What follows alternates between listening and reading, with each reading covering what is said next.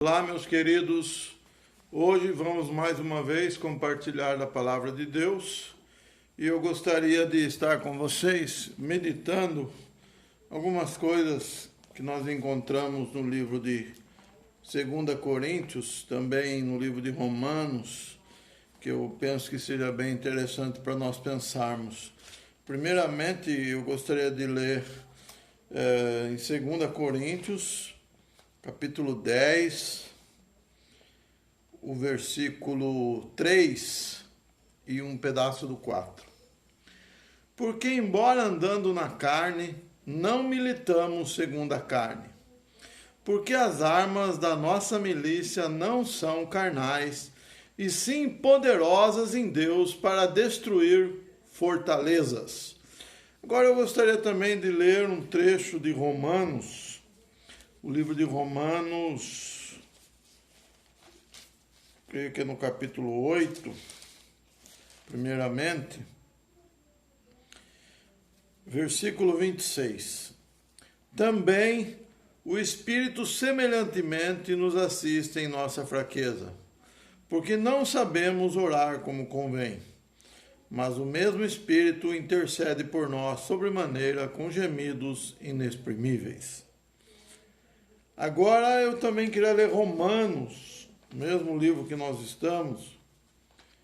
Eu penso que é no capítulo 12, não, capítulo 13. Todo homem seja sujeito às autoridades superiores, porque não há autoridade que não proceda de Deus, e as autoridades que existem foram por ele instituídas. De modo que aquele que se opõe à autoridade resiste à ordenação de Deus. E os que resistem trarão sobre si mesmo condenação. Bom, amados, eu queria meditar com vocês a importância desses textos.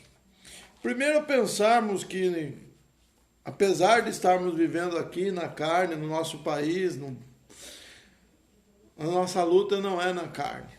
Efésios 6 também nos fala isto. A nossa luta é baseada na nossa convicção de fé. Aí você fala, mas irmão, por que você está falando isso? Porque nós estamos vivendo um momento difícil, irmãos. Nós precisamos entender que a palavra nos orienta a fazer a vontade de Deus acima de tudo. Nós precisamos orar, mesmo não sabendo o que está certo, o que está errado em relação àqueles que são superiores a nós, nós precisamos colocar diante de Deus e o Espírito vai interceder e vai nos mostrar o caminho que devemos seguir. Mas uma coisa é clara e objetiva, irmãos: obediência. Esse é o sentido da palavra.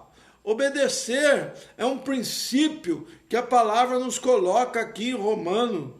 Não sejamos rebeldes. Às vezes é difícil, às vezes é complicado, mas nós precisamos nos submeter à autoridade da palavra e confiar que Deus vai nos ajudar. E qual é a nossa arma? Rebelião? Luta? Arma? Sair na rua? Tacar pedra, quebrar pau, discutir? Não, amado, a nossa arma não é carnal, a nossa arma é oração. É assim que nós ganhamos a guerra. Sabedoria na nossa vida precisa de oração.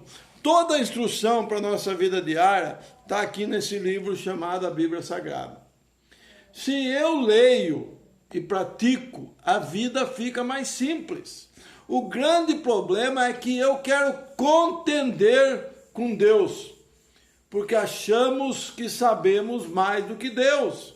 Então, se temos uma ordem que não concordamos, tendemos a divergir, a brigar, a discutir, mas não nos empenhamos de fato no que a palavra diz, que é oração.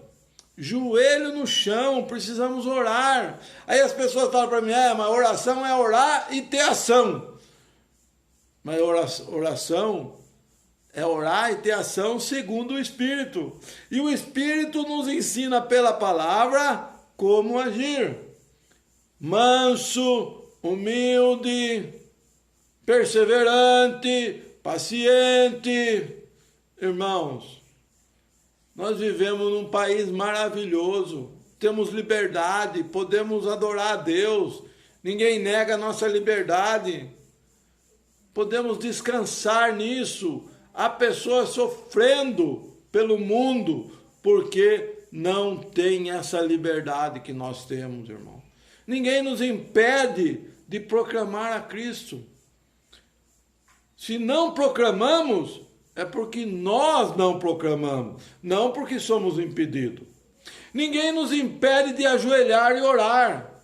Se não o fazemos, é porque nós não o fazemos. Ninguém nos impede. Nós temos liberdade de seguir o Evangelho. Temos liberdade de viver em paz. Podemos desfrutar disso ou não. Há uma guerra acontecendo agora. E a nossa luta nessa guerra não é com armas, não é com atitudes carnais. Como diz em Coríntios, livro 2, capítulo 10. A nossa luta não é carnal. A nossa milícia não é carnal. Pense nisso, amado. Reflita. Olhe para dentro de você. Há um turbilhão de coisas acontecendo. Como você corresponde a isso? Um grande beijo no seu coração. Pense nisso. Se você não lembra os versículos, volta na mensagem lá no começo. Leia na sua Bíblia de novo os textos que nós lemos hoje e tome uma atitude de mudança. Um ótimo final de tarde para você, um ótimo final de semana e que a próxima semana seja melhor.